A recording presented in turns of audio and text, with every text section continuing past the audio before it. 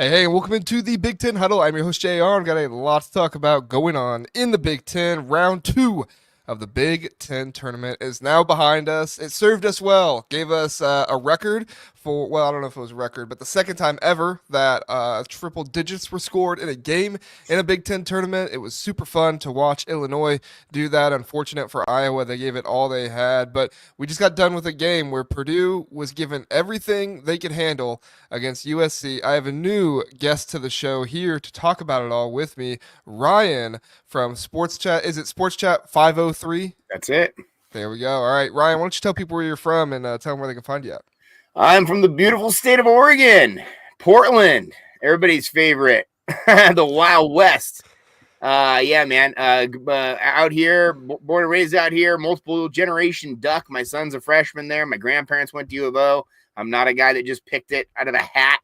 I'm from here. I got a YouTube channel. I've been on YouTube for 15 years. I was in here in 2010. Nice. So I've been here for a while, been here for a minute doing the thing. I've been a Duck the whole time. I'm a basketball fan. I was almost going to say aficionado, but I've been a player. I played all the way through. I played for years in the men's leagues. I coached for years. Now I do announcing. I've reffed. I've been to tons of tournaments. This is the first year actually I'm going to go to the NCAA tournament. I'm stoked on that next week, wherever the Ducks go. But I've been to tons of Pac-12 tournaments, Pac-10 tournaments as well. So I'm excited for this one. I will not be at the Big Ten until Vegas.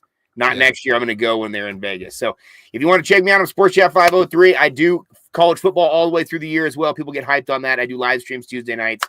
So check me out, man. Yeah, Ryan has a great channel over there, and he brings on tons of guests. Super laid back, super relaxed. I love the feel over there. So Ryan does a great job. Definitely go check him out. And as Big Ten fans, many of us are trying to continue to learn about these West Coast teams. Right? We're trying to figure out more and more about these outsiders, some might say, but I just consider them all, man. We're all together now. So I'm loving it. I'm so glad you were able to come on, Ryan. For me, it's getting close to midnight. For you, you're what? Not even 9 o'clock yet, right? 8:30 out here, 8:30 on the West Coast. Yeah, we're blessed out here. Sports fans, man, we have it all out here because we get to, have those late night games where it's actually night out here instead of in the middle of the morning for you guys. And then all of our, your primetime stuff all happens out here at like 6. It's perfect. Yeah, for real. I mean, you were what, watching basketball this morning at like 9 o'clock or something? Oh yeah, our game was started at 9 in the morning. Man. I'm watching it during my first and second period. I'm a high school teacher, so let's go. There you go. I love it. I didn't have it on the big screen. I didn't have it on the middle of the thing. I didn't have it for everybody. Yeah. I think the administrators might look down on that. I do play the Masters. The darn administrators are always stopping the teachers, man. Well, my vice principal's a Beeve, so he's an Oregon Stater, so he would have a problem with it maybe. But no, I'm a basketball fanatic. I watch so much college football throughout the year. I love tournament play. I'm a guy who's got every screen on right now on everything. I'm watching every tournament. I'm so dialed in. We love March Madness. It's my favorite thing of the whole sports calendar year. So you got me at the right time, my guy. I love it. All right, well, let's start testing some of that knowledge and get into this USC Purdue game. Man, oh man, USC gave Purdue everything they could handle. USC was tied with Purdue at halftime, but really looked like USC was leading for most of that. I mean, they looked like the better team for most of that first half. Purdue kind of came on late there, and then in the second half, Purdue sticks with them. They kind of pull away there in the end. I think if you ask Eric Musselman, he'd be pretty upset with the refs in a few of those scenarios there. But on this channel, we don't blame refs all that much because I'm just like, I don't want to watch a show where they just talk about how terrible the refs are. So why would I do a show where they just talk about how terrible the refs are? So we can if we want. But Ryan, I just want your thoughts on this game. USC, what they were able to do, they've been such an up and down team this season. I think Eric Musselman's a really good coach, but he's still trying to get his guys there. What were your thoughts on this one? Yeah, they're chaotic, man. They're just in a time of transition. I totally agree. I love Emus. His dad, former Blazer assistant. I mean, he's got great ties everywhere, been everywhere. USC's a tough team, man. If you get them on the right night, they are a real tough out. They're just a hard team to guard. They've got a lot of length. But when they start to play poorly, they completely unravel. And so they're kind of like a mental case, it looks like a little bit. From the coach's perspective, they're just a young team that's not really gelling together, mixed with some older guys that want more out of what they're getting, and it's just a frustrating zone. You can see it at the last play, right there, they throw the ball, and immediately it's like a blame game kind of a thing, right? It's a negative vibe a little bit, and that tends to happen sometimes for teams that lose, but I really like Agee, man. Rashawn Agee, he came out in the Duck game and scored like 5 of the first 7 points they had, a 3, step into the lane, 1 dribble, hammer. I mean, the guy looks like an NBAer when he's playing really well. Desmond Claude played pretty well throughout this year as well, but I really like Agee. I think when they play well, they run everything through him, and he just didn't play that well tonight. He didn't have the game that he probably should have had. And, going up against Purdue, man, Purdue is just freaking tough, dude. Like I said, that Braden Smith, man, is just he's a handful, man. He's just one of those guys who he's going to give you everything. Purdue is a team that's really scary because they can get you from every single angle on the court. They've got the 3 ball, they've got the paint play, they got it all, and they don't ever really get down on themselves. It feels like even when they're down, they stay real connected. They're a real good group that way, and of course, their coach has been fantastic for years.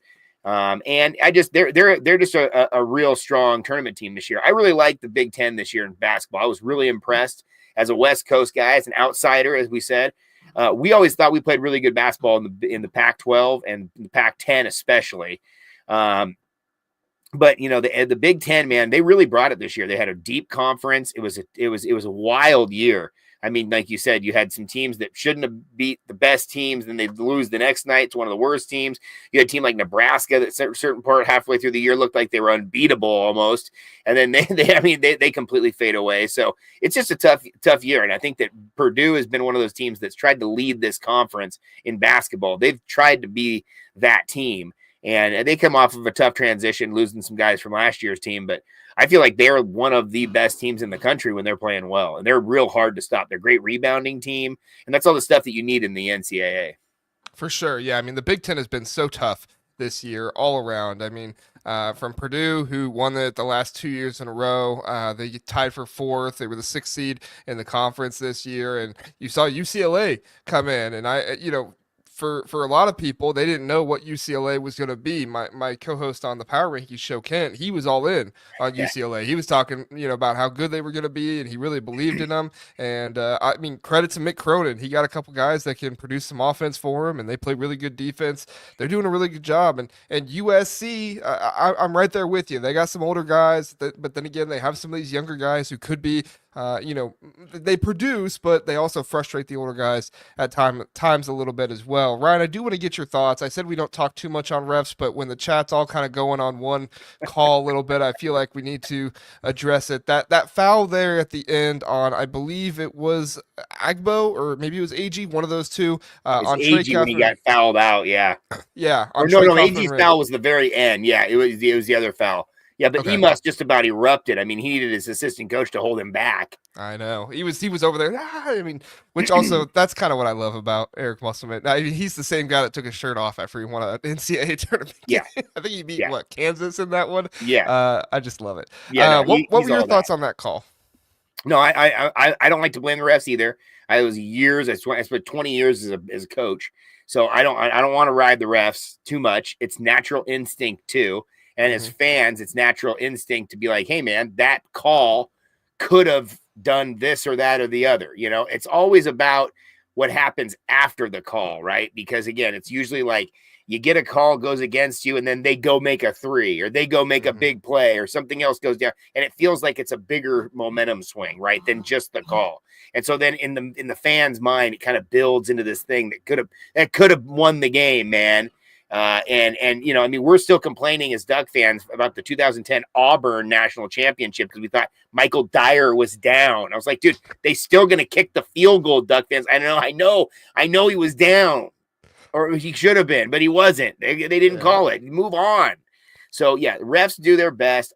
My big problem, if we want to go off script a little bit, where are the young refs? Why can't we have young people as referees and umpires? I mean, can we have a 30-year-old guy You can't find anybody who's in their 30s to run around and see this game for what it is. These guys are all like in their 60s or 70s. They're like retired. That I thought it was seems hilarious. weird to me. I thought it was hilarious that when they showed the guy that was on the computer, he looked like the youngest ref that there was. I was like, you put the youngest one on the computer? On like, the tech. Yeah. Yeah. Yeah. They put the old guy on there. He's like, what is this? Is this a touch screen or? Yeah, no, sure. That's my bigger theory about refs is I just like, can we get anybody younger in there who doesn't need LASIK, to be able to run this thing? But no, that call was tough. That time is tough. But if you're a ref, I've been a ref. The last couple seconds of a game, you want to swallow the whistle. Everybody knows that. And you don't want to be the reason why a team has a chance or doesn't. And that's a tough call at the end. It doesn't go their way. But USC wasn't going to win that game. The way that Purdue came back at the end of the first half to tie it at half, that said everything to me about this Purdue team. And I knew that USC would crumble at the end. They technically do most of the time. But, AG got himself into foul trouble to begin with. He was jumping over the top of guys, and coming down hard for the foul. And again, Purdue is a team that's going to do what they're going to do. And, they're going to put you into those bad positions, which is exactly what happened. Yeah. And I do need to eat some crow this episode because a guy that I've been giving a hard time to probably the last 2 or 3 times Purdue played nearly had a double-double tonight, and that is one Cam Heidi, who had 9 points, 11 rebounds. He did get 3 fouls, but 0 turnovers, and he played 30 minutes in this one. He hit 3 3-pointers. So USC, their defense was essentially take Braden Smith out of the game and take Trey Coffin out of the game. Maybe lean a little bit to Fletcher Lawyer, but at the end of the day, don't overdo it. Pretty much take those 2 guys out of the game. And when they did that, they kicked the ball to whether it was Miles Colvin or Cam Heidi, whoever it was. Those guys got a 3 and they made them pay for it. So I liked the game plan by USC because USC has struggled in defense this season a number of times, but they came into this game and they said, we are not going to let Braden Smith beat us. We're not going to let him go for 25 and 10. We're not going to let him do that. If somebody's going to beat us, it's going to be Trey Coffin, and it's going to be him going to the free throw line. And he went to the free throw line for 11 attempts this game and only made 6 of them. It just about worked out for USC, but you're exactly right. Late game, Purdue, they were able to pull it out. What were your thoughts on, the role players for Purdue and what they were able to do this game? Yeah, no, role players I thought were great. And there's certain buckets of the game that matter. And especially, I just really liked how the end of that first half. I think it said a lot about that. But no, I was also impressed with Trey Coffin. I think that he played really, what, he had 30 points tonight? I mean, at the end, he had a pretty crazy stat line. I just saw him I'm watching the post-game show. They had him on there. They had to run his stat line. Hey, guy's a hell of a player. And, Purdue is a team that if you look at how they play against the best teams, they really show up. Their problem is they play down to their opponent sometimes. And it feels like they walked into this game. My son has always said this. I coached for years. I coached my son's team in AAU tournament play all the time. We'd play tournament play all fall, all, spring, in the summer. We'd go travel or whatever. The teams that had the bye oftentimes suffered the first game. It just was how it went. Team had that first opportunity to get warm and play that first game, get hot. USC won last night. They felt good about themselves. They came in this game and they played well.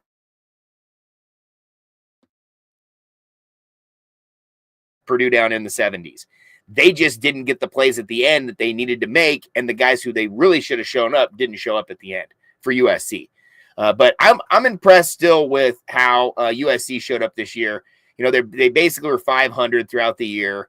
They're a team that kind of, like you said, is up and down. They're chaotic, but that's a tough place to play down there. And if you have to go down and play at those 2 places, that can be difficult, man. I mean, the Ducks didn't win at Pauley Pavilion for like 20-something years from like the 80s and 90s. It's tough to play down there. So Galen Center is when it gets ripping, it gets ripping. And USC has also had a lot of really good pro talent come through there.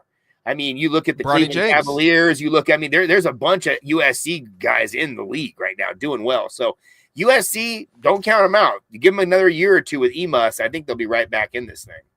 Yeah, Bronny James in the NBA, right?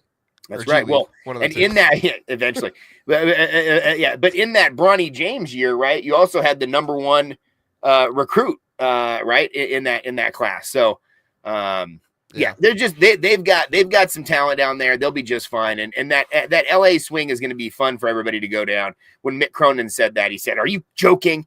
We have to go back east 3 times. I've seen the Statue of Liberty." He said, "I've seen the," what did he say? He said the Eiffel Tower or something the first time. But yeah, he said everybody else gets to go to LA for a vacation for a weekend. But it's not a vacation on the basketball court. Those are 2 tough places to play. Me and my co-host Kent on the Power Ranking Show, we have talked about just how thankful we are that Mick Cronin is in the Big Ten now, because Kent and I, we both will watch like post-game press conferences and stuff like that. Mick Cronin, and he is, oh my gosh, when I forget what it was at the very beginning of the season. It was after a scrimmage, and he just said one of the most outlandish things in the world to one of the media members, and I was just like, "Who says that? Like who?" And that's when I discovered the beauty of Mick Cronin, post game press conference. If I remember correctly, I think the first year that he was at UCLA, he didn't let him wear UCLA gear or something in practice. He took away. Yeah. He took away anything that had UCLA on the thing. He says, "You haven't earned this yet." Yeah. To wear the, and I was like, dude, this guy is just built different. He's in the David August suits, just absolutely tailored up. It's like him and Conor McGregor looking the same. Yeah. It's crazy, man. Yeah. He goes after it. Yeah, no, for sure. And I mean, there's something about an old school coach that is able to, I don't know if thrive is the right word, but still do well in the current age of college basketball. And that's kind of what Mick Cronin seems like to me. He seems like one of those old school coaches that he's going to be really tough on his guys and he's going to make them earn it. But at the same time, they know that he cares about them. They know that he wants the best for them. It's just classic coach, and I love it. So, and he's loyal to his guys, and he gives his guys the right playing time, and he puts his guys in position to be successful. So yeah, they'll be supportive of it. For sure. Anything else in this game before we move on to dude? It was just a tough way to end for USC. Again, it would be nice to see them be able to grab a big win at the end of their year. It's not like they're really going to be a tournament bound necessarily, but it would have been nice to be able to kind of have a momentum at the end of the year to have a big banger to get Purdue in the tournament. I mean, in Indianapolis, that'd been fantastic, but it didn't happen. Purdue gets the win. They had the big crowd there. Everybody's excited for them. So let's go. I love it. All right. Indiana and Oregon. Indiana made this a game for a good amount of time. This one was back and forth, did a great job. Honestly, it was kind of like the first game where it was real interesting there, and then Oregon kind of pulls away and does what they do. Nate Biddle was fantastic in this game. I mean, Umar Ballo did well at times. Trey Galloway was fantastic. I mean, there were just so many aspects of this game, but ultimately at the end of the day, Oregon pulls it out in the end. I really like this Oregon team. I think when they are doing what they're supposed to be doing, it seems like under Dana Altman, obviously that's when they're at their best, but there's been times this season where it doesn't look like they're receptive to what maybe Dana Altman is coaching them up on, or maybe they're not executing. But then when it comes late into games, he really gets his guys locked in, he gets them focused, and I'm super excited to see Dana Altman in the rest of this tournament. I remember last year he was able to win the Pac-12 tournament, as you know. I know I'm not telling you anything new, Ryan, but well, I barely remember it. I was in Vegas, buddy. It happens in Vegas, stays in Vegas. There you go. Well, you know a little bit of that. I remember right? something about the streamer was coming down. After that, it was a blur. But I mean, ultimately, like your Ducks come out on top in this one. They got a good matchup coming up next in the next round. What were your thoughts on this game and what they were able to do against Indiana? Well, I love my Ducks, and I love this basketball team dearly. I've built some really good relationships with not only the players, but I'm not now at the age. My son's a freshman at U of O, so now I'm at the age where I'm friends with the parents. So I'm friends more with Nate Biddle's dad, Ryan, and Jackson Shelstad's dad, Darren. And so when I go to these games, I kind of hang out with the dads a little bit. That's kind of more my role. I've kind of aged out of being buddies with the kids, but I love this team. It's a really versatile team for Dana. Dana usually doesn't go that deep into his bench. This is a team that can go like 8 deep. They've got young talent that they don't really even play. Dana's always been a wizard with the transfer portal. He was on transfer portal early. He had guys international early. He really utilized Canada and the relationship he had with Canada. Tons of players came through here. So he's always been one who kind of basically adjusts his team every single year. And because of that, they don't really gel until the end of the year. And historically, March has been his best month, where they've really needed to win. Historically, the Ducks always find themselves in a position where they just are up against it. They're a bubble team. They're first 4 out, and we're just watching the thing every week. We're just like grinding on this thing. And this year it was totally different. They came out to a big jump early. They beat Alabama early. They won that NIL tournament in Vegas. They had wins against A&M. They had some other big wins. They barely escaped against University of Portland early in the year. They barely escaped at Corvallis, a game that I saw against the Beavs. But you could tell this was a team that had some really good talent. It was a team that could be really good in March. Right? We always say about March, you got to have good guard play. You maybe got to have a good big or two. You got a good rebounding team. Have some wings that can attack, and have different types of lineups that you can use. And right now, that's what Dana has. So yeah, last year was a little bit of a blur. But what I do remember very vividly about last year, and that is a little bit of a joke. I do remember more than that, but I do remember very vividly that it was a 2-man game, Jermaine Couisnard and Fale Dante, and they took over. And this year, you don't really have that. You have a bunch of guys that can score. Today, Nate Biddle didn't score very well, but he was really good on the defensive side. He was good having the offense go through him. He was setting guys up and getting guys. It wasn't like he's an assist guy, but he's just the offense flowing through him. Even if he wasn't scoring, was still pretty efficient. But Jackson Shelstad, man, he's our guy, dude. And Nate Biddle's also, born and bred Oregon guy. Jackson as well. Jackson came out hot early. He's got his little, dagger little jumper. If you've seen Peyton Pritchard play, Peyton's very influential on Jackson because they both come from the same area. And then if you go back even more, Steve Blake, shouts out to Steve Blake, Maryland Terp guy, who was a Portland Trailblazer. He posted up in Portland now, and he's been very influential on Jackson. If you watch the old Steve Blake tape, you see a lot of the same stuff with Jackson, which is a very confident guard that can get to the rim, that can score, but can also really pull up on you. He's so fast that he can really put a foot down and hit the brakes and let you slide by, and he's got a really good jumper. He also is good from range. He can shoot from the logo.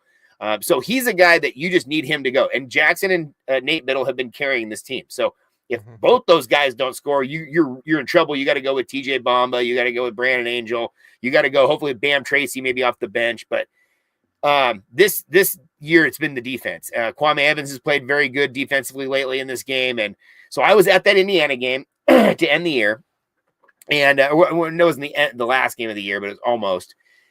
I was really impressed with them. And I was under the that was the game. That was the game that was Oregon had to really take charge in the second half. Ballo's a handful, man, and he plays very well. We know him very well from being out here. Miles Rice is another guy who I thought was going to have a much better year this year at Indiana.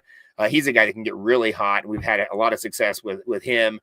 But yeah, this is a game that I kind of was fearful of. Body clock. It's 9 a.m. for the Ducks. They came out hot. They looked good early. They were up almost 10 at half. And then right away, Indiana came back and scored like the first 3 buckets of the second half. And it was just like, whip, right back to a tie game. But the Ducks never really faltered. They needed, some buckets down the stretch. They didn't really have to go to, the refs card like we were talking about before. It wasn't close enough to put into question any game or any plays for the game. But I thought the Ducks just really did a good job of closing out the game and getting the buckets they needed to get at the end. And I really love Bam Tracy. He's one of my favorite guys on the whole team. He's a great energy guy, and he's really good at being a sixth man, right? He comes in the game at the right time and makes big plays. Keyshawn Bartholomew hit that 3 in the corner against the sideline there. I thought that was fantastic way to finish it because we need those guards to score. And if you look at the Ducks' history, they've always had good shooters. And when they got in that run where they lost those 5 games, they just couldn't really shoot the ball very well, and they were getting out rebounded, and that's a recipe for disaster. So I thought it was a great game for Oregon, exactly what they needed. I don't know if they can be able to beat Michigan State, but they did play a very good first half up there at East Lansing. They scored 50 in the first against them, and then, of course, Richardson took over in the second half. But I do think it'll be a good matchup, and I wouldn't be surprised if the Ducks win this game. Yeah, I think that Nate Biddle's going to give Michigan State a whole lot to handle. I mean, Carson Cooper, really good defender. He's going to do a good job on him. Jackson Kohler, really good rebounder this year. So Nate Biddle's going to have his hands full between those two. But overall, I mean, this game, like Oregon, to me, just looked like overall the better team. They looked like they were better connected. Looked like they were playing better team defense the entire time. I mean, I think a lot of people talk about how much this team relies on Nate Biddle for a lot of things. And while I do think that's the case, I don't want to take anything away from Nate Biddle. He is a fantastic player, and this team does rely on him for a lot of things. I think I did not say Cooper is Edie, Philip. I did not say that. That is a totally different conversation, Philip. But I got to set that record straight before that comments in the chat for too long. I'm gonna go delete that comment here in a second. No, I'm just kidding. But overall, like this Oregon team, they play good team basketball together, and when Shellstad is going, it's really, really difficult to try and do anything against them. I think Anthony Leal did everything he could this game to try and play good defense on them, but I mean, at the end of the day, there's just so many good playmakers on this Oregon team that Anthony Leal can't play defense on everybody, and they were doing a good job of getting him mismatched in bad situations. That was one thing that Oregon is able to do that kind of impressed me with their team offense and what they're doing out there. But overall, I mean, this was a game when you needed Ballo to score more. Exactly. Ballo gave you 8 and 8 in this one, and that's fantastic, right? But if he's not going to give you more than 10 points, you need 5 or more assists out of Ballo in this one with his passing and everything he can do. And I'm not saying the game is on Ballo by any means, because I think he played well for the most part. But you needed more out of your big man going up against a really good big man in Nate Biddle, in my opinion.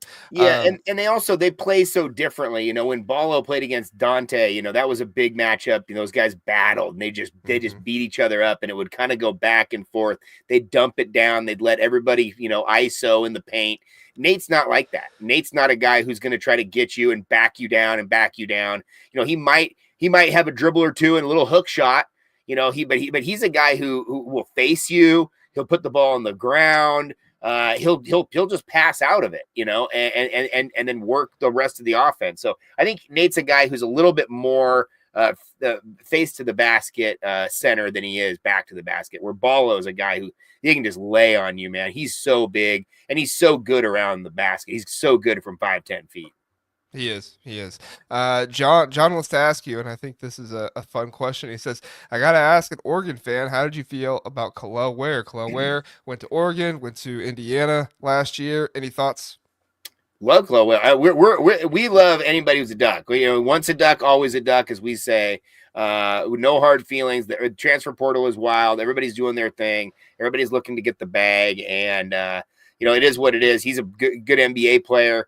I think, the problem I see it, I'm a high school teacher, and so I'm always kind of sensitive to the fact that, yes, these kids are 18 years old and they're men, they're adults now, but they're very young still. And a lot of these guys have a lot of hype and a lot of pressure put on them that's really unjustified. They haven't done it yet at the next level. Yes, they might have the size and the measurables, and it will happen in the future. It will definitely happen in the future, but it's just not there yet. And I think that sometimes your freshman year, sophomore year, it's about trying to just figure out your game at the next level and trying to get it ready for the next level, because the jump between high school and NBA, unless you're LeBron James or Moses Malone, is a major jump. And so I thought Kalel did a really good job at Oregon. He didn't really fit into the system as well as we maybe thought he could have, but we thought he was going to have a really breakout second year. Got in the transfer portal, made it work for him. He's in the NBA. Cheers to him, man. Yeah. And I think when you're a program that gets as much from the transfer portal, you don't necessarily look at the transfer portal and be like, that guy went in there. You look at it as it is what it is. On to the next one. Yep. Some come in, some leave. It is what it is. Right. And you just try to build the best roster you possibly can. And I think that's important to say there, Jared, because I think that a lot of teams are hesitant about the transfer portal. And so it makes them feel a sort of way when a guy does transfer from their team. Dana Altman's basketball team has had no problem with people coming in and out. That's been a revolving door for a long time, as opposed to some of these guys who've been really hesitant about it. Calvin Sampson, I heard the other day, was talking about, he's like, you can't get too many transfers because you can't build any continuity. Well, That is true, but at the same time, you're with each other for a good 3 or 4 months. Let's see what you can do at the end of this 3 or 4 months. I think a lot of it just comes down to coaching, right? Not only is coaching on the court, putting the right guys in the right position, creating a game plan and stuff like that, but I mean, administering chemistry to your team in the offseason and getting them to work together. I mean, obviously, you can't make guys like each other. If some guy doesn't like each other, it is what it is, but they can still work together. They can still be teammates. They can still go after their common goal and run after that mission. And that's what I see out of Dana Altman. It's just I mean, he's been doing it for so long. It's no secret. Everybody knows how good Dana Altman is. But even still here, and I mean, how old is he now? Mid-60s? Like, how do you remember how old I he don't is? even know. Yeah, he's probably mid-60s. Yeah, Yeah. I mean, even up there in his mid-60s right now, like he is still out there coaching very well, still relating to his players. 66. Yeah, 66. So he's doing a great job. I mean, you got other coaches that are around that age, and they're doing a great job too. I'm not saying anything age-wise, but I really, really have come to respect Dana Altman. I really like his coaching style, what he's doing with his players, and you're exactly right. Bringing in players from the transfer portal, hitting it at the end of the year, it's fantastic. I love to see it. So. He had a great line the other year, and as just pure basketball fans, coaches, all those people, players, you got to appreciate a line like this. He has always had a bunch of gym rats. He's always had guys that come in and want to be in the gym. And as he said, he's always had to kick his guys out of the gym in the offseason. He had a couple of years where he didn't. He didn't have these guys that were really that passionate about it. They came to practice, they did what they needed to do, but they weren't really putting in the extra work. And he said, when they said, how does this affect you and your legacy? He said, I don't care about that. He said, I'll go coach JUCO. He says, I want to coach guys who want to play. Yeah. He's like, they're hungry at the JUCO level. He says, I'll go coach those guys. He says, I don't care about this. He says, you want me to leave? I'll go coach JUCO. What a line. Yeah. I mean, that's a guy who's in it for the right reasons. He's a basketball coach first. He's not there for everything else. That was a baller line. I was just like, yeah, let's go, Dana. All because every year we have all these Duck fans who want to talk sorts of junk. I mean, you got Duck fans who were so outrageously in outer space with expectations, And we have Dana Altman. He's the best coach the Ducks have ever had, and he wants to be here. So why are you trying to show him the door? And who are you going to bring in who's better? I mean, come on. And he runs an old school program. But, one of the cool things about Oregon over my time was when I was coaching in the AAU, especially, you had teams from all over the country that we played, and everybody ran Oregon, which was basically the top of the key handoff, dribble handoff, top of the key that you could bend off and get a one-on-one on, or you could get it to the post, and you could variety of things. But the basic just offensive set of what in my day was basically kind of motion was called Oregon. And you'd have these kids, they'd be from Kentucky. They'd be like, Oregon. Dribble handoff. So his influence on the game is not only in certain offensive sets like that, but also early on the transfer portal. He was just ahead of the curve. He's a guy who's, as a basketball guy goes, we've never had anybody better. And yeah, we love Dana. So when the talking heads go out there and they start saying, or people online start saying that this guy isn't worth it anymore or something like this, they don't know what the heck they're talking about, man. I've noticed that football programs, especially successful football programs, tend to have a harder time with understanding realistic. And I never say expectations are a bad thing. I think it's a good thing for fans to have expectations, but sometimes when they're unrealistic and that can cause, I don't want to say harm, but it can be difficult for the teams and players. And oftentimes, as somebody who's an Ohio State fan, I see unrealistic expectations for the basketball program. I read a dude today on a message board who said that he expects a Final Four every other year from Ohio State. And I thought, buddy, in football, yes, right, in football, yes. I said, I literally responded to him. I said, buddy, the tournament's been around 40 years. Ohio State's made it 20 times. You're getting every other year in the tournament, and you should be happy with Ohio State. 100%. 100%. I would say, yeah. And congratulations on the national championship win there. Yeah, that was awesome. Thank you. No, dude, Ohio State should be in the Final Four for football every other year. 100%. They should be in the playoffs every year. That should be the expectation. Right. It should not be a national championship every year. Right. That should not be the expectation. I'm coming from Oregon. I'm not trying to tell you guys what to do.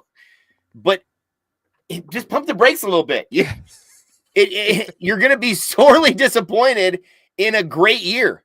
Right. I mean, we have Duck fans who are like, oh, God, how could you lose to Ohio State? I don't know. How could you beat Ohio State in the playoffs? I'd like to know that. You On beat the them in the football regular level, season. I mean, on the football level, they played a great game. They beat them at Oregon by that much, dude. Like on the Ohio State had to play on the road against the conditions, the this, that, and the other. So it's like, dude, now you're gonna play them in the Rose Bowl after them fired up with the chip on the shoulder. Come on, buddy. I'm just saying, like, your expectations, just back off of them a little bit. For real. Basketball wise, Ohio State should be in the tournament every other year. They should be a bubble team every year. Yeah. And I think that's kind of where Oregon is in their basketball. They should be a bubble team every year. And Oregon baseball is at the point where we want them to be in the tournament every year. And maybe at the point now we're hosting a super regional. And I'm like, whoa. We just did this for the first time 2 years ago. Now you have the expectation to do that every year. Yeah. Like even for Oregon football, I think there's fans who say that they should be winning a playoff game. And I'm like, I don't know. Get to the playoffs. Just be in the conversation. Right. So I've always thought that it's a little criminal to put that much pressure on these college kids just so that you can feel better at your accounting job on Tuesday. Yeah, for sure. I totally agree. I think sometimes we go after them a little bit too much, and maybe I've done the same thing too. But you know what? You just try to do your best as a fan to try to have realistic expectations, and cheer on your team as much as you possibly can. Because at the end of the day, that's what you are as a fan. Your job is not to be the roster, constructor or anything like that. No, your job is you're just not to the cheer on the GM. team, and you're not the GM. Yeah, nor should most of the fans be the GM, because if most of the fans were the GM, it'd be bad news. And then the other thing is, like Dan Lenny said, he doesn't make any plays on the field. He's the coach, the players, right? Dan Allman doesn't shoot any balls. He doesn't get any rebounds. So come on now. John said it best. He said, "Remember, winning fun, losing stinks." It does. Yeah, I mean, it's one of those things, and it's just like, hey, man, if you can't play the game unless you have a winner or a loser. You're gonna have to be a winner or loser at some point in time. It's more fun to be the winner, of course. On to the next one. Yep, I agree. All right, on to the next one. We're going to hit a commercial break really fast, and then we'll come back. We'll talk about Iowa, Illinois. We will be right back. CBB Analytics isn't just another stat site. It's your ultimate destination for in-depth college basketball analysis used by fans and even the coaches. It has comprehensive stats for men's and women's basketball across Division 1 through 3, dating all the way back to 2018. From shooting percentage to game recap, CBB Analytics has it all. Try CBB Analytics for free or pay for a tier to take your basketball knowledge to the next level. CBB Analytics, use the code HUDDLE, HUDDLE, for $30 off. Brought to you by the Big Ten Huddle, cbbanalytics.com. That is code HUDDLE, HUDDLE, $30 off. Use it. You will not be disappointed. It is a great platform. I know the guy who owns it. He does a great job. He really cares about it. Try it out. You will not be disappointed. I guarantee you. All right. Iowa, Illinois, Iowa 94, Illinois 106 in this game. Second time all time that a team breaks triple digits in the Big Ten tournament. Ryan, we've kind of been up and down with Illinois a little bit this season. We've talked about the high ceiling of them. We've talked about, well, they had some guys out. They had some guys that were hurt. They had some guys that were sick. When can they all get together? They had Morez Johnson back this game. They had everybody there, and this team looks unstoppable offensively. Now, Iowa, not exactly the best defense in the world. Nobody is mistaking them for Virginia or anything like that. But still, the shooting that Illinois displayed in this game, the cutting, the movement, the ball movement, I mean, everything that they were doing offensively was working for them in this one. And then on the flip side, Iowa was shooting lights out. It seemed like anytime Iowa got even a sliver of open, they were taking the shot. They were nailing it. Unfortunately for them, toward the end, that did kind of fade off. Fran McCaffrey does get ejected in this game for speaking, I guess. I don't know what he said, but not a fan. Yeah, it is what it is. In my experience, you can't throw a guy out in a game like that just for speaking, but that's just me. I'm not a ref. I've never been a ref. Maybe Ryan, you can speak more to that, but maybe speak to the game first and then give us your thoughts on the refereeing and throwing Fran out. Yeah, first and foremost, the Illini are tough, dude. They're probably if not the best team when they're playing the best in the conference. They're definitely in top 3. When they're on their A game, I don't see how you're going to beat them. They absolutely hammered Oregon. They beat Oregon 109-77. They just absolutely dismantled. That was at Oregon. Yeah. They just dismantled Oregon. So we've seen them score over 100. They went on a little slide, but the slide that they went on was to like Michigan State, Wisconsin, and Duke. Yeah, they had Maryland was up there too. But they had that 3-game stretch. I remember when they played Duke, and Duke lit them up. Duke beat them 110-67. Yeah, I mean, it was so bad, and it was like, oh, then what happened? What do they do? They go on a run, and then at the end they beat Michigan and Purdue. So, dude, I like Illinois, dude. I think they're a tough out, and I would not want to play them in the NCAA tournament. If they get hot, I mean, they had 3 guys tonight go for over 20. Look at these guys, dude. I mean, that and one had 19. So, no, what a stat line tonight. I was really impressed with Iowa, though. I thought Iowa, just like you said, they gave them everything they had. And just at the very end, there just wasn't enough in the tank. But yeah, I was very impressed with Iowa this year. Iowa was one of those teams that I felt like they were probably better than they played this year. And I don't know if they're going to be really that happy with their performance this year. It felt like they were better than a 500 team. And they were basically 500 all year, and they had some real bad ups and downs. But I thought there was times when Josh Dix was playing like one of the better players in the whole conference. I mean, he was really tearing it up at times. So they're a good team. They play some, like you said, not very good defense.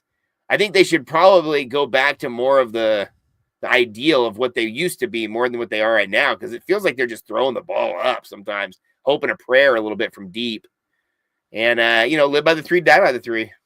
Yeah, for sure. I mean, Iowa, this is kind of, the strong offense, very little defense, kind of it's always been under Fran McCaffrey. I mean, every now and then you get some really athletic guys in there who can really do some more stuff for you down low. Unfortunately for them, they didn't have Owen Freeman for a good amount of this season with his injury. And, he was freshman of the conference last year, co-freshman. Sorry, Mackenzie Mbaka was co-freshman with him. And he had a good year, but this team continually all year struggled with rebounding, and that's what Illinois was able to do in this game. Look, both teams shot 50% from the field. Iowa 55, Illinois 54. Both teams shot 46% from 3. Like, on paper, this should have been a tight game. The difference, 7 offensive rebounds for Iowa, 14 offensive rebounds for Illinois. Illinois had 30 missed shots, and they had 14 offensive rebounds. That means every other shot, just about every other shot, they got an offensive rebound on. That is incredible for Illinois to be able to do that. On top of that, 27 defensive rebounds. I mean, the rebounding in this game overall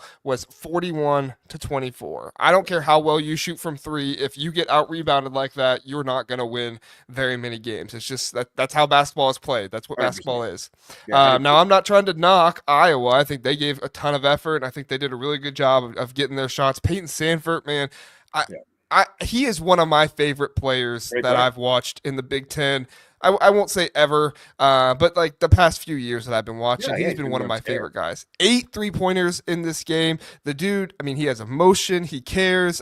Brad Underwood, his comments about Peyton Sandfort, so much class from him. I love hearing Brad, not only give his guys credit, but get the other team their credit as well. So, I mean, I don't know if this is the final game for Fran McCaffrey out there. It sure kind of seemed like it. It feels like it, yeah. Yeah, kind of some of his anger. I will say, I don't know if he wants me to say this, but I will. Kent, casual Big Ten from the Power Rankings show, he was walking in. Yeah, he was walking into the arena, and I guess he walked in with one of the officials, and he said something about Fran in the game last night against Ohio State, and he was like, "Yeah, one more game for Fran." And Ken said, "Well, what do you mean?" He was like, "Well, he's getting fired," and he was like, "Oh," and he was like, "For real?" And he was like, "Yeah, people don't know that." He was like, "No," he was like, "Oh, okay, never mind." He just kind of kept walking. So I don't know exactly the entire story behind that, but I would venture to say this was probably Fran's last game, and unfortunately he gets ejected on it. What were your thoughts on the I ejection, mean, Ryan? yeah, I didn't like tossing him. I didn't like that at all. That felt premeditated. Yeah. And it felt like it was a personal thing. I've always had a problem with that. I ran a little hot when I was a player. I definitely got technicals when I was a player. And I just, as a coach, I always wanted to just never have a technical. That was like my number one thing, was just be one of those guys that could talk to the refs and always have that open line of communication. I didn't want to go, Cold War like the Soviets. And, I wanted to keep the embassy over there, and I just always, because you never know when you're going to need a call. Right. The old timers, told me, said, hey, you're going to ride the refs. They know it. They expect it. But you never know when you're getting a call. And I guess, you don't have to say that much to be tossed. You have to say the right thing or the wrong thing, whatever you want to call it. But yeah, no, I didn't like that. And I didn't like when it was in the game. Yeah. At all either. I thought it was it felt a little personal. Yeah, no, and Philip says Kent caused the Fran ejection. Of course, he's joking. He planted the seed. Yeah, he did. Kent also planted the seed with about 15 beers in him after the first session. Yeah, he's already about how many bars he's going to right now. He's already a sixer deep after the first one. What do you expect? Come on, unless he went back during the between sessions and took a quick nap. He told me, he said, well, hey, one of these tournaments, have me on after the thing. And I said, don't you have free beer the entire time you're there, or like free concessions or whatever? And it was like, yeah. And I was like, no. It's like, I'll have you on one morning or something. I'm not putting you on here right after a tournament game when you're the most intoxicated I've been in my adult life was only a few years ago after a game that didn't even involve the Ducks. So I didn't even care. It was a Arizona UCLA final. I was there for, of course, the whole week, and I literally was out of my mind. I thought it was a good idea to like video the last part, do like some color commentary on it, live stream the end of it like a complete idiot. So I've been there. I understand what it feels like. Hey, a man gets thirsty. Okay, come on. You're at the Big Ten tournament. You're having a good time with your guys. I mean, it is what it is. Ain't nothing wrong with that. Yeah, it is what it is. So, back to the game. I mean, Kasparis Jakonis, he only had 10 points in this game, 3 rebounds, 3 personal fouls, 6 turnovers. So, not his best game he's ever had. But I mean, the emergence of Trey White from what he was playing, I think, was it against Duke? He played 4 minutes against Duke. Trey Gibbs Lawhorn, he had 0 points, but he plays 10 minutes in this game. But really, you're right. It's Kylan Boswell, Will Riley, Thomas Lavavicic, those guys.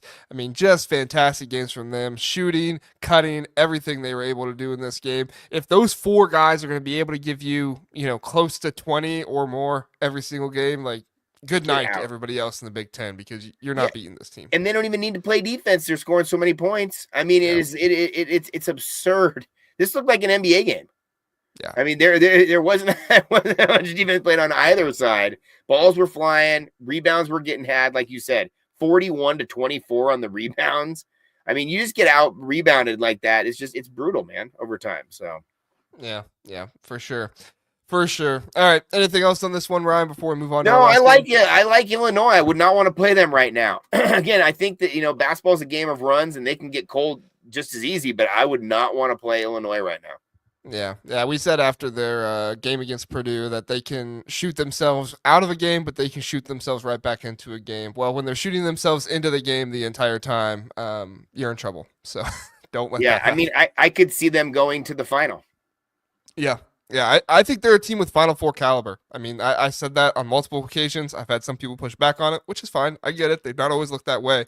But when they are at their best, this looks like a team that, could be a 7 or an 8 seed that goes to the Final Four. And it's like, how'd they get there? And it's like, I think they could win this tournament. They're in a part of the bracket. I think they can beat Maryland. I think they could beat Michigan or Purdue and find themselves in a really good space. So... yeah, they got it. That next game, Maryland and Illinois, is be such a fun game. Phenomenal one. Yeah. Phenomenal.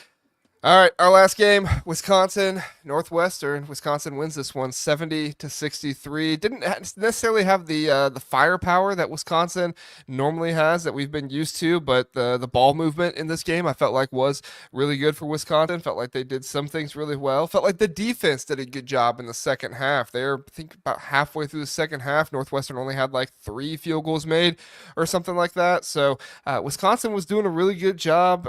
They did tie in the second half, 33-33. So Northwestern started to come back there a little bit, but overall, Nolan Winter gives you 18 points. John Tonji doing John Tonji things gives you 18 points in this one. The bench did a little bit for you, Kamari McGee, but overall, I mean, this was a game that Wisconsin just did the right things at the right time. They only shot 32% from three, but they held Northwestern at 25. They only shot 42% from the field, but they held Northwestern to 37. Now, nobody's going to mistake Northwestern for Duke this year offensively or anything like that, but I still felt like this was a good game to help build Wisconsin's defense because that has been a criticism of them this year. Oh, they can't make the Final Four because they don't have defense. Well, their defense has been improving throughout the year, and I think this was a game that could build some confidence for that. What say you, Ryan? I agree. I think Northwestern played really well in their first game. I thought they were on a little bit of a run. They had some momentum. I think Wisconsin's a really good team. I think that the Oregon win at Wisconsin is the best win of the whole year for Oregon. I mean, I literally think that going up there, playing them at that time of the year was incredible. And coming back and winning that game said a lot about the Ducks. And since that point, they've been on an absolute tear. Wisconsin is a really good team. Of course, I'm partial to Nolan Winter, probably some sort of relative of mine somewhere. But those guys, they play really well. And, like Wisconsin just knows what they do and they do what they do well. And what I love about their game is that they just don't get rushed. And, their offensive sets, they know exactly where they want to be. They're always in a good position. Seems like always have a guy open. They know where the guy is. They're good from deep. They're a really good rebounding team. They're just steady. They don't need to play the best defense, but they held Northwestern down to 63 points today. So I think Wisconsin can go pretty deep. I would expect to see 3 to 4 teams in the Big Ten fight for the Elite Eight this year. I think there's some real talent in the Big Ten. I think Wisconsin could be one of those teams. I agree. I think Wisconsin has that ceiling to get to that point, and I think if they have the right matchup and they get hot shooting from three, they are one of those teams that can just win that game by shooting from three. It's a game they're not supposed to win. They have bad matchups, but they're just shooting well from three that game. They can win it. So I really like Wisconsin. Now, Northwestern, it's an unfortunate season for them. They lost Brooks Barnheiser. They lost Jalen Leach. Yep. Brooks Barnheiser foot. Leach, I think, tore his ACL. If it wasn't that, I apologize. That's what I'm trying to remember. But unfortunate for them. Chris Collins still gets this team to the second round of the Big Ten tournament, though. They're able to take down Minnesota, which, by the way, Minnesota fired Ben Johnson. We can talk about that if we want to, but overall, let's stick with Northwestern first. Northwestern overall, I just think Chris Collins is such a great coach. I think that he has done so many great things for this program. They're not going to get to the NCAA tournament this year, but this is also a team that never went to the NCAA tournament before Chris Collins. You lose 2 of your 3 top scorers on your team before Chris Collins, and this Northwestern team doesn't even win 10 games. That's not what Chris Collins lets happen. Chris Collins gets his team to the second round of the Big Ten tournament, and it's really impressive. Overall thoughts of Northwestern in this, maybe some in this game, and then just them on the season, right? I was really impressed with this game with them. They didn't get blown out. They were down by 7 at half, like you said. They came back. They both scored 33 in the second half. They didn't get completely embarrassed with this loss. And you're right. No, I know that Kent loves him. Kent's a big fan. And I like the vibe that they have. They're a fighter mentality. They're a team that's willing to try to stick their nose in it a little bit. They know they're undersized. They know they're outmanned. In this conference, they're going to try to be middle of the pack to on the top of the pack. They don't want to be on the lower end of the thing. And it's fairly embarrassing to feel like Northwestern, which has had a fairly good to fair to Midland, sort of approach the last couple, years to a decade or so.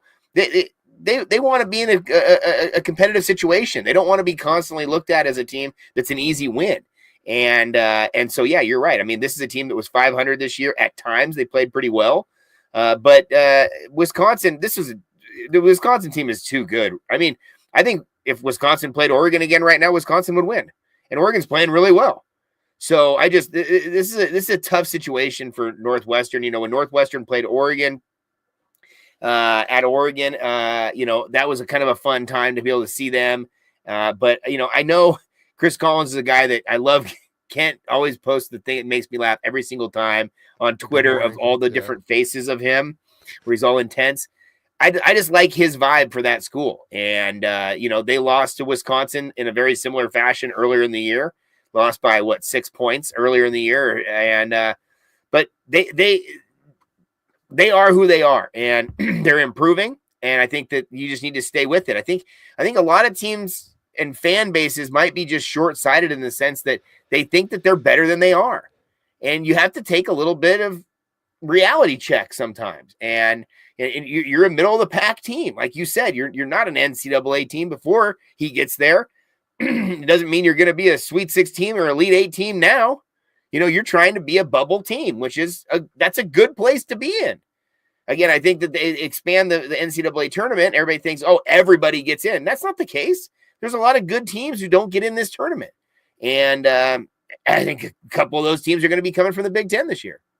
Yeah, it's unfortunate, but it's just the way it is. I don't know where I stand on the expansion. I'm a traditionalist at heart, so I'm one of those people that doesn't want it. But then at the same time, I see teams like, I'm biased, but I see a team like Ohio State that got good wins this year, and unfortunately, they didn't finish the season very well, so they're not going to make the tournament most likely. But at the same time, this is a team that I saw really, really encouraging things from at times this season, and I don't know if Northwestern would necessarily be in it, but they're a team that if Brooks Barnheiser was still there, if Jalen Leach was still there, like this would be a really formidable team, and they would be able to do some crazy things. So 100%.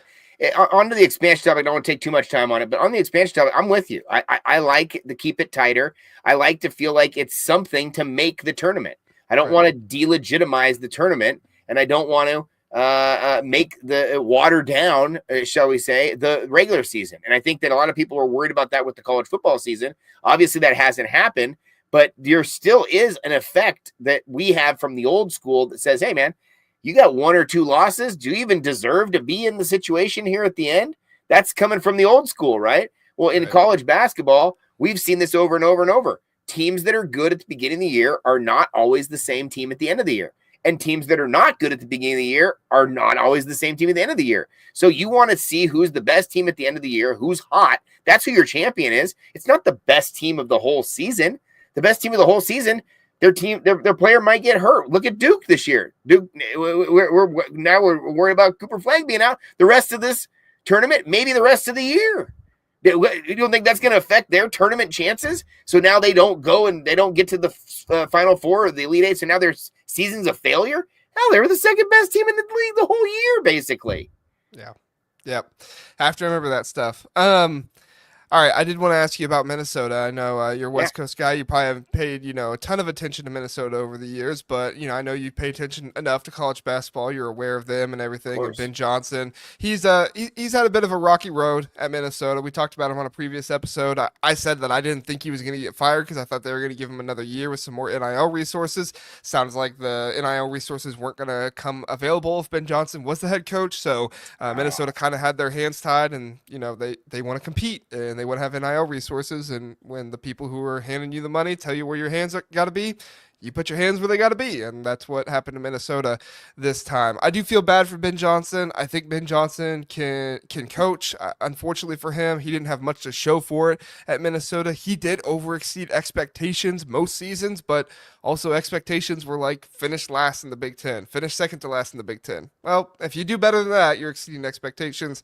What's your thoughts on the whole Minnesota situation and Ben Johnson getting canned there, Ryan?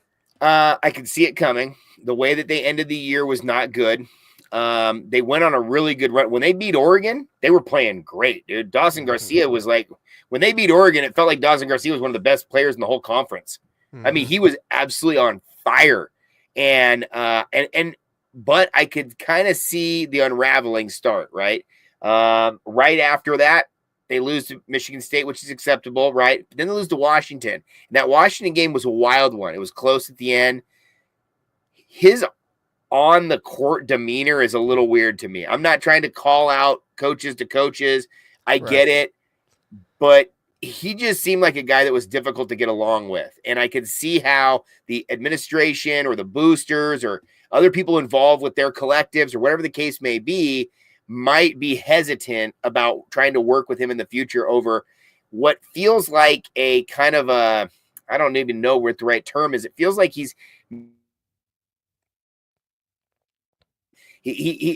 some of the comments, again, I love post-game, pre-game press conferences. Some of his comments to the media were also very kind of strange. And I just didn't understand his kind of, it felt like he was very defensive at times with the media. And I get it. They were on a losing streak at times, but they lose to Penn State, they lose to Northwestern, they lose to Rutgers, they lose to Washington, they lose to Ohio State early in the year where Ohio State was playing a little bit better. But those are games that they probably should have won those games. And especially the way that they were playing against Oregon. When they were playing against Oregon, Oregon was a top 15 team, and they completely dismantled them.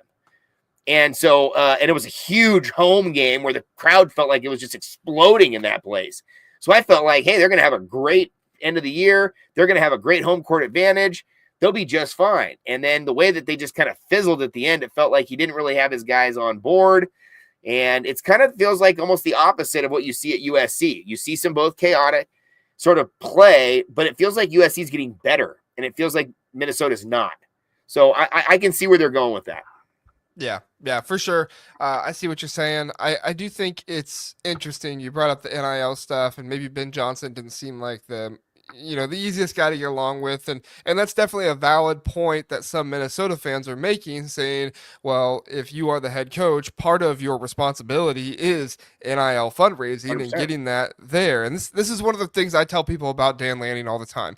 And you'll know this better than anybody, Ryan. Like, people want to knock Oregon for having NIL and Iowa. They can't actually recruit. They just have money and everything else. And I say, you want to knock Ben Johnson for not getting an NIL, but then you want to look at Oregon and say, oh, all Dan Lanning have is NIL. It's like, which way are you going to stand? Because at the end of the day, it is a part of the coach's responsibility to go get NIL, and there is no guarantee that if Dan Lanning wasn't the coach at Oregon, that Phil Knight wouldn't be pumping, a good amount of the money that he is into Oregon. And so, yes, Phil Knight is giving a lot of money, but guess what?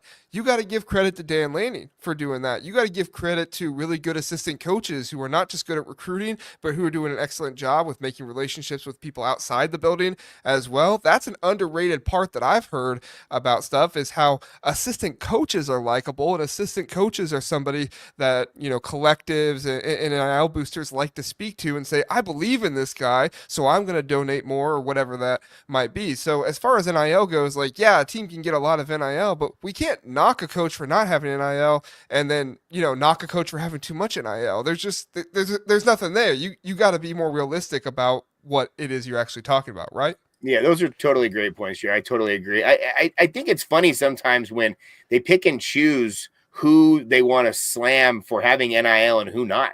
Like, do as a Ohio State fan, do you hear people say that Ohio State, like Ryan Day, has too much NIL money to spend? I mean, I remember just Michigan fans.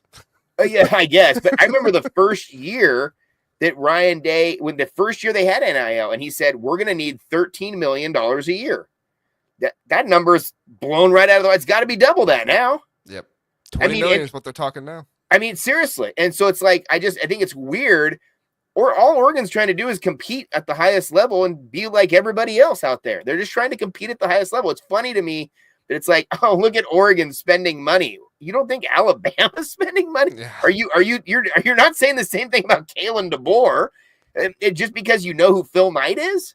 It's like, it seems weird on the level, like T-Bone Pickens is spending money on Oklahoma State and they sucked.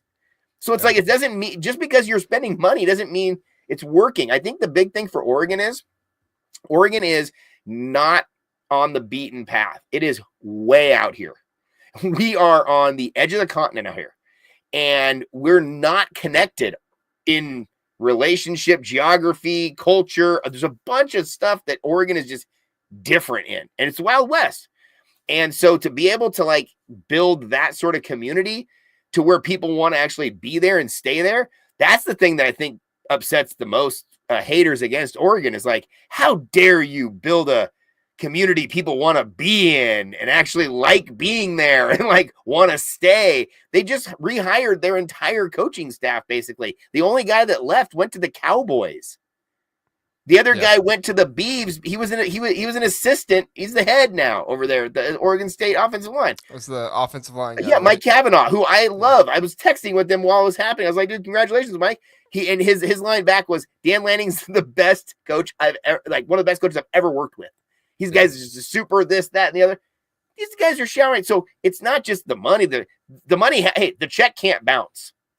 In the modern, we know how that goes, right? Look at all these guys have pulled. Wait a minute. I thought I was supposed to get this and that. No. So the check can't bounce. When you guys go out there and get in living rooms and you promise them this, that, and the other, the check can't bounce. But I just had on a guy on my show, Travis, who does the Ducks Rising, which is a big collective here for Oregon. And he said that the number one thing in the state of Oregon, for the University of Oregon, that the NIL pays for is families to travel out here. Yep. That's the number one thing, because the thing that was hurting them the most was geography. Yep. They couldn't find a way to get a kid from Florida to commit to come out here and have no connection with his family and have his family not be able to come out here. And so the NIL's like, hey, we're going to get you out here. You're going to come to every game, or you're going to come to the games you want to come to, 3 or 4 of them, or whatever the case may be. Meet them halfway. And when Oregon goes into the Big Ten, Oregon is in a great value. We're in a 50% value. Are you kidding me? We won the conference in the first year in the championship game. We're getting half. Okay. Coming in as a good value for y'all. Just trust me. We brought some, I don't know if you guys realize, we brought some eyeballs to the conference as well. It's a good thing. And so it's like, it's just fun to see Oregon competing at the highest level, doing a really good job with recruiting so much that other people are like, wait a minute, you're not supposed to be doing that. How dare you compete at the highest levels and continue to do good? You're supposed to only do that 1 year and then completely fall off the map. And I think that's the cool thing about Oregon is it's a small school. It's a small footprint out here geographically. We don't have any D1 athletes really out here that much for football, especially. It's very, very light. Bryce Betcher's the guy from Eugene. He was a walk-on. Right. So it's like, now we have some hoopers out here. We've always had some hoopers, but with football, think of the state of Ohio. How many D1 guys are coming out of the state of Ohio? It is a very rich recruiting ground. It's not Texas or Florida or California or whatever, but it's probably the best out of that. After those three, or maybe Louisiana, I guess, or Georgia's got some players too, but Ohio's got studs. Oregon has like 3, maybe every year. It's a totally different ballgame. So the fact that even Oregon's competitive, really, you should actually be giving them a lot of respect. Like, damn, you're doing that with that many limitations. With that, it's pretty impressive, I think.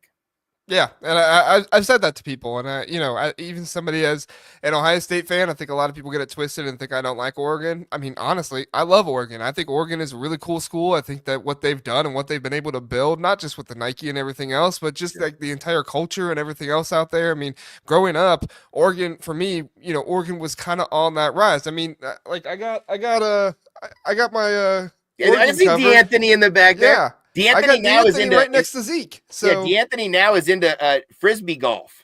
Oh, if you follow him on Instagram, he picked up frisbee golf. He's all about that now. That's awesome. Yeah, I mean, D'Anthony, he was one of the dudes that really turned me into watching Oregon as much as I did, because he was just so electric, the way they ran offense and everything else. And so when Ohio State got Chip Kelly, after watching Chip Kelly at Oregon, I'm like, heck yeah, man, this is exactly what I wanted to see. Like, it's amazing the way I was happy together. For Chip. Yeah. I mean, I was happy just that he got out of UCLA. When he left UCLA, I was like that, because that was a sinking ship. Him going with Ryan Day to be the offensive, I said that was a great fit. Right. So and shout out to Coach Lachlan. I've stayed in touch with Coach Lach the whole time. I still text with him. I saw him after the Rose Bowl. We were chatting in the parking lot. So I got a lot of love, man. It's different out here. We also don't really get as serious about some of it. There are a lot of serious stuff. don't get me wrong, I'm a serious Duck fan. I've been a season ticket over 20 years. I'm gonna do a whole channel on Duck for hours, but I'm serious about the Ducks. Trust me. But I'm not to the point where I'm crying if they lose, or I'm a different person. It's just a team, it's a game. But man, I'm telling you, there's a lot of fans out here now who are taking it super serious because as the bar rises, they just expect more and more and more. And now you're going to have Dan Lanning lose some game next year or something, and they'll be like, fire him, get him out of here. Yeah. I wouldn't move on from Dan Lanning anytime No way. God, if Ohio State didn't have Ryan Day, Dan Lanning would be my very next choice. And unfortunately, I don't think it would be a choice. I don't think he's leaving Oregon anytime soon. They re-upped Ryan Day too. Yeah. So, yeah, exactly. So you're safe. He's not going to go back to that planet from Superman with the evil Superman beards. That was who he always reminded me of. Well, every time he's intimidating dude, man, when he's on it. He is. Every time the Patriots job comes open, that's the one that Ohio State fans are the most nervous about. But it's come open twice since he's been at Ohio State, and he's not even sniffed around for it sounds like. So. Well, Dan Lanning, when he got hired, we were just super paranoid that some guy was going to come in for a year or two, just stepping stone university. And so we were real concerned with that. And they said, nope, he doesn't have a dream school. That was our whole thing. Does he have a dream school? Because we'd been dream schooled 2 years in a row or whatever. Does he have a dream school? And they said, no, if he did, it would be Kansas or something. And they were like, oh, no, whatever. And he's like, but he's a Chiefs fan. We're like, oh, no.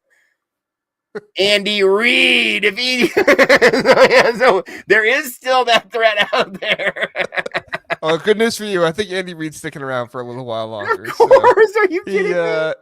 He's not going anywhere anytime soon. So. No. And I don't think Dan is either. Like I said before, when Dan said the grass is damn green in Eugene, it was like the biggest thing for us out here. It's the single greatest line we've anybody else could imagine because we were really shirts like Dan Green. Oh God, yeah, they sold out. My son worked at the Duck store. They sold out immediately. People have stickers and everything because it's something. It gives us something to believe in. Because us out here, the real true Oregonians who've been out here, it either feels like we need to get one of us in there who's not going to leave, or we can't really trust them. And to have a guy come from Kansas who says, I really want to be here and I raised my kids here and we're going to stay, we're going to build something. And then he says he wants to be the winningest coach in Oregon history. We're just like, oh my God. It was just too much. And so, we love the guy. And his assistant coaches stay. That's the other big thing. So, and he doesn't have the guys transfer out. Brings guys in. Not a lot of guys transfer out. Yeah. So he's got a great thing going on here right now. You're seeing a lot of guys finish their careers at Oregon, and I think that really speaks to everything he's done. Last thing I'll say about Dan Lanning, and then we'll look at the Big Ten tournament overall really fast before you out of here. The thing that is probably most underrated about Dan Lanning is just something that I think Ryan Day excels in a lot too, and it's something that I've grown to really appreciate because Urban Meyer never seemed to be able to do it, and that is hiring your assistant coaches, hiring your coordinators, being able to go out and get the right guys for that. Dan Lanning, I mean, he and Ryan Day just both seem to have the same idea. Bring in the young guys, bring in the energetic guys. Carlos Laughlin's probably the exception to that rule, but everybody, I mean, he's still energetic. He's young in coaching terms, though. He has not been at the level. Yes. Right. He's older, but he hasn't been at this level for that long. Yeah. Right. And then bring in the older guys as kind of like the assistants because they can do more on-field stuff now. So guys that maybe, were a coach at a different program and just want to break for a little while or whatever. Right now they brought in the Purdue offensive line coach from last year. He's an assistant to the offensive line coach now. And like you said, Kadick, for him to be able to be there at Oregon for a little while before going back into being an offensive line coach. Like it seems like both Ryan Day and Dan Lanning have this figured out right now and just keep growing, keep learning. And it's going to keep being good. Yeah, I agree. I mean, I thought that Jim Tressel was the captain of the battleship USS Big Ten Championship. I mean, when he was at it, he was just printing them, and it felt like it was a predestined thing. When Urban Meyer, it felt like there was a disconnect there, even though he was a great coach and one of the best who did it. He felt maybe too CEO-ish or something. I don't know what the deal was with that, but yeah, Dan Lanning is in. He's ground level. He's with the other coaches. He's in the team meetings. He's having dinner at his house. He's having kids over at his house. The coaches, here's a perfect example. Our offensive and defensive coordinator went and vacationed together in Mexico with each other's families. These people spend all year together. And now they get 2 weeks off. They're going to go and going to spend the time together in Mexico. That says so much about the community that they're building there. So shouts out to those guys. And they all got to re-up. They all got paid. You know, Dan Lanning gets paid. Everybody else gets paid too. So cheers, man. Mexico trip was paid for this year. There you go. Can't be mad about that. So, all right. Real quick, and then we'll get out of here. Yeah. Oh, I left a logo up there by accident. Oh well. This is what we have for the Big Ten tournament. Round 3: Oregon versus Michigan State, Wisconsin versus UCLA, Illinois. I almost said Indiana. Illinois versus Maryland, and then nightcap Purdue once again against Michigan. Should be a good game. Purdue won that game against Michigan at home, blew them out, and then Michigan got their revenge. Won a close game at home against them later on, so they're going to have a rematch there. You feeling concerned about this Oregon-Michigan State matchup here, Ryan? Very much so. I think Michigan State, when they're playing well, one of the best teams in the country. Definitely a Final Four team, I think, that they could play when they play well. When Oregon played them out there, they were coming off of their 5-game losing. No, they were coming off their 3-game losing streak.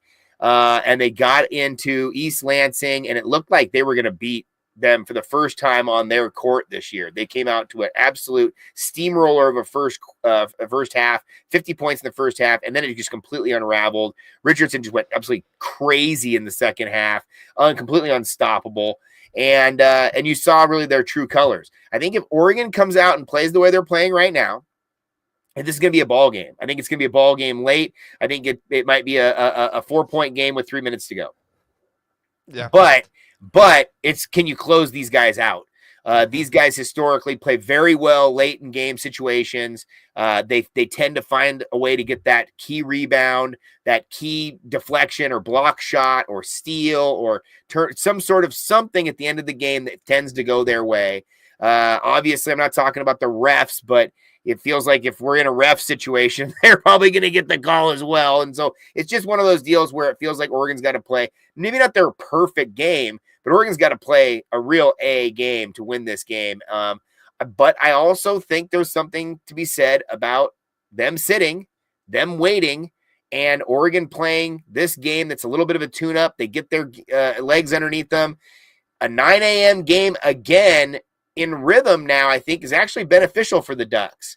I kind of like the idea of the Ducks playing this 9 a.m. spot for us on our West Coast body clock, noon out there, because you can jump on them early, and there's not that many people in the arena early. There's the vibe is not quite there, and I think this would be a real sneaky game for Oregon to be able to come in. If Oregon wins, I think they win it close. I don't think there's any way they're going to stretch this lead out at all. But I would not be surprised if they were in the lead in this game fairly often, especially in the first half. Yeah, they got to get out to a hot start. Oregon's going to have to go deep into their bench in this game in order to, I agree. be with Michigan State, because Michigan State goes deep. They'll go 8-9 guys deep sometimes, and it really matters for them for those late game situations where they've historically held teams to sometimes 0 field goals, 1 field goal in the final 8, 5, 3 minutes of the game. Other teams just don't seem to be able to have the offense because Michigan State is so rested. They do put their guys in there those last times who have fresh legs, and they're really able to do some special things. So the other 3 games, Ryan, I know obviously you're most excited about the Oregon one. The other 3, Wisconsin, UCLA, Indiana, or Illinois. I keep saying Indiana, Illinois, Maryland, Purdue, Michigan. Which one are you most excited for out of those 3? I think probably UCLA. I mean, I think the other ones are pretty straightforward. I love this UCLA matchup. I think UCLA might lose. I said that on my channel. I thought now, granted, I picked completely wrong in the first round. I was just like, what am I even doing here? I didn't think Northwestern would win. I didn't think the list goes on and on. But I do think UCLA is in trouble, especially because I think Wisconsin's just that good of a team, and they can put a lot of pressure on UCLA. UCLA, when they don't play well early, it tends to get a little bit compounded in the second half. It feels like they get a little rattled. I would love to see UCLA come out and play well. Of course, as just a West Coast brethren, I always want to see our old Pac-12 do well in this new conference. But I'm really, really impressed with Wisconsin. And so I would not be surprised at all if Wisconsin jumped out to an early lead. And you're right about Oregon needing to come out to an early lead. Absolutely imperative that Oregon scores early and often against Michigan State. I think the same thing goes for UCLA. I don't think UCLA can sit around and wait to try to make this a defensive game. I think Wisconsin's going to score and score a lot in this game. So I would like to see Wisconsin win that one. And I think that Illinois-Maryland's going to be really interesting because Maryland is another team that's kind of a question mark to me. I felt like at times they played really well this year, but when I saw Oregon play them earlier in the year, Oregon played them really well, and I was not that impressed with Maryland comparatively to where I was at the end of the year. I thought that they really gelled by the end of the year and playing some of their best ball. So whenever I see that, I could almost kind of say like the Jekyll and Hyde effect, like which team are we going to get in this tournament, right? Are we going to get the sleepier team that we saw earlier in the year? Or are we going to get that more fired up, excited team we're going to see late in the year? And I hope that Queen has a great game because I think he's a really unique player. And then I think Purdue wins. I think Purdue is just too hot.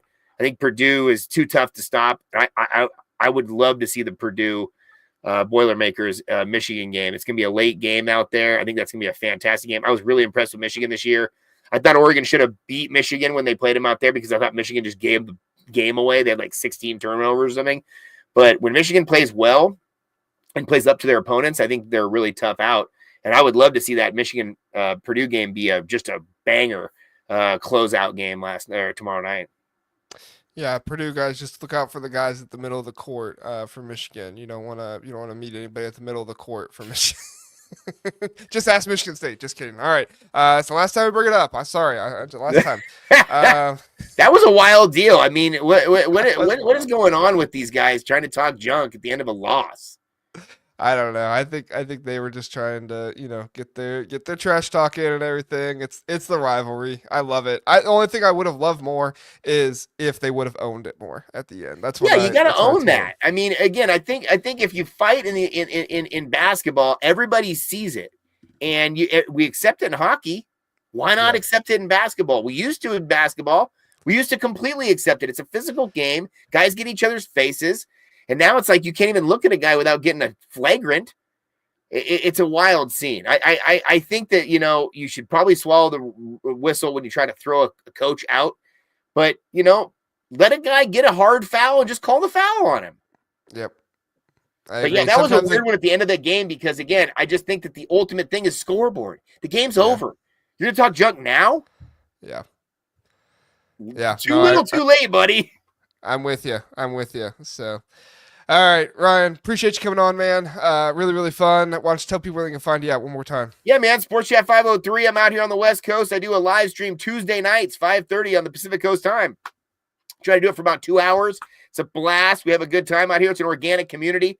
We're doing it organic in a variety of different ways, meaning we're not forced.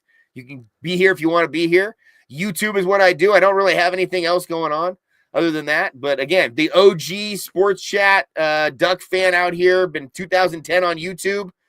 Give some love, my guy. But the tournament, I'll be at the tournament site for the Ducks. If you want to follow along with that one, I'll be there.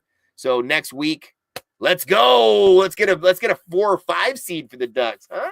That sounds excellent. So, all right, everybody. Really appreciate you listening, watching. We're watching live. We appreciate that. Or you're listening after the fact on podcast. We appreciate that as well. We'll see you tomorrow night. I will have Kevin from Bruin Source on the UCLA podcast. We'll get some more West Coast talk and everything then. So should be a good time. We will go live immediately following the Purdue-Michigan game. See you then. Have a good one, everybody.